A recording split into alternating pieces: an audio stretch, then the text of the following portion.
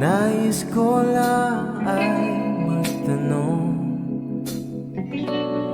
maaari bang humingi ng pagkakataon na mahawakan ang iyong mga kamay, at sa ulitin na ito tayo sasabay. Ikaw lang ang pipiliin, o wala nang iba. Ikaw ang panalangin na makasama hanggang sa pagtanda. Lagi kong uulitin, ipapalala sa'yo. Ikaw ang panalangin, ikaw ang panalangin. Sarap